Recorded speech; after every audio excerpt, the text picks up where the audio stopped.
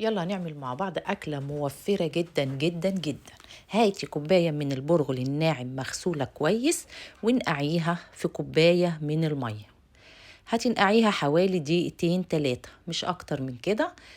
وجهزي بقى، أنا معايا 1.5 كيلو من الكوسة.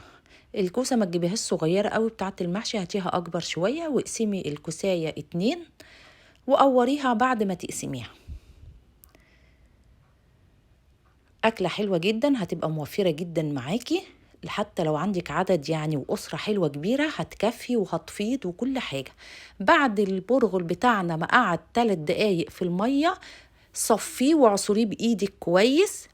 وبعدين نزلي عليه بصلة كبيرة مفرومة، وعليه نص كيلو من اللحمة المفرومة، معلقة من البابريكا، نص معلقة من الفلفل الأسود، نص معلقة من الملح، نص معلقة من بهارات الكفتة لو موجودة، 3 معالق من دبس الرمان برضو لو موجود.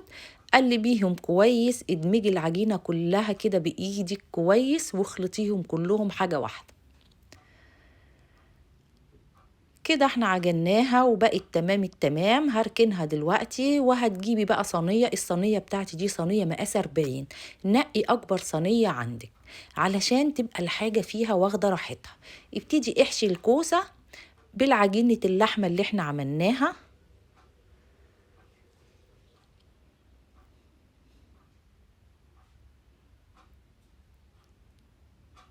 هتعجبكم قوي الأكلة دي، بس جربوها. أكلة موفرة في الوقت وفي المجهود وفي المواعين وفي كل حاجة.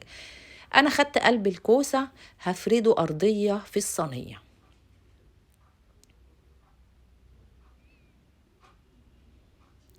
ابتدي رصي الكوسة بتاعتك، رصيها نايمة كده علشان تستوي كويس، ما تخليهاش واقفة علشان نرش عليها الصلصة بتاعتها وتستوي.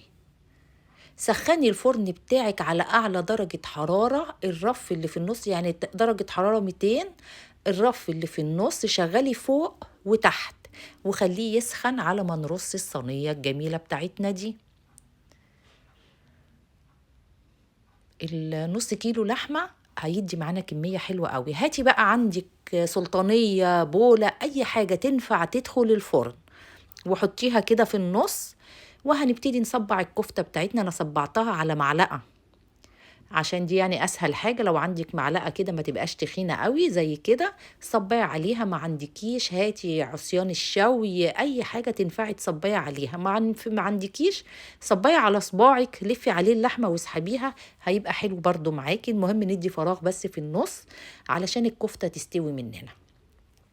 كده خلصنا رصة الصينية من الكفتة. انزلي بقى بكوبايتين من الرز مغسولين متصفيين تماما، نزلي عليهم معلقتين من الزيت او الزبدة او زبدة على زيت براحتك، ونحطي عليهم معلقة صغيرة من الملح، ونزلي عليهم كوبايتين مية مغلية. لو عندك شوربة ضيفيها، ما عندكيش استخدمي مية مغلية. وقلبيهم، يبقى كل كوباية رز عليها كوباية من المية المغلية او الشوربة السخنة برضو. هاتي بقى نص كيلو من عصير الطماطم، او يعني نص كيلو قوطة اعصريه او اضربيه في الكبة او الخلاط، ونزلي عليه ملح وفلفل، وملحيه بقى ودوقي الطعم الملح بتاعك كده كويس. ونزلي عليه 3 4 معالق من الزيت، وقلبيهم كويس. يبقى احنا حطينا ايه على الصلصة؟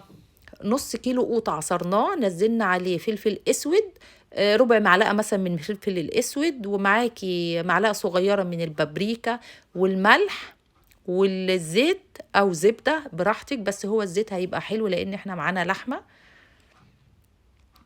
وهنسقي بيه الكوسة مش الكفتة. هتمشي كده بالراحة على الكوسة بس، علشان ما تخليهوش يجي على الكفتة، عشان الكفتة ما تفكش معاكي. خليكي كده على الكوسة عشان الكوسة هي اللي هتستوي.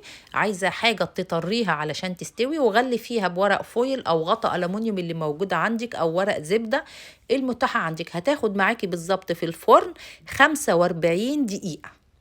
كده. طيب يبقى احنا سوينا الكوسة والكفتة والرز كله في وقت واحد وفي صينية واحدة، وفرنا مواعين، وفرنا كهرباء، وفرنا غاز، وفرنا وقت، وطلعنا احلى صينية بكمية جميلة جدا. البرغل هنا زود لي اللحمة وطعمه بيبقى حلو وبيندمج مع اللحمة. ما تنسيش بقى ان لو عجبك الفيديو ما تبخليش باللايك والشير والاشتراك والمتابعة، وان شاء الله هيعجبكم. وبصراحة هي صينية طعمها جميل جدا، موفرة في الوقت قوي، وموفرة في المجهود، وموفرة في الفلوس، لان نص كيلو من اللحمة عملنا بيه حاجات كتير وادانا كمية كبيرة. ولو فاض منك حاجة حطيها مع الصلصة في السقية. مع السلامة.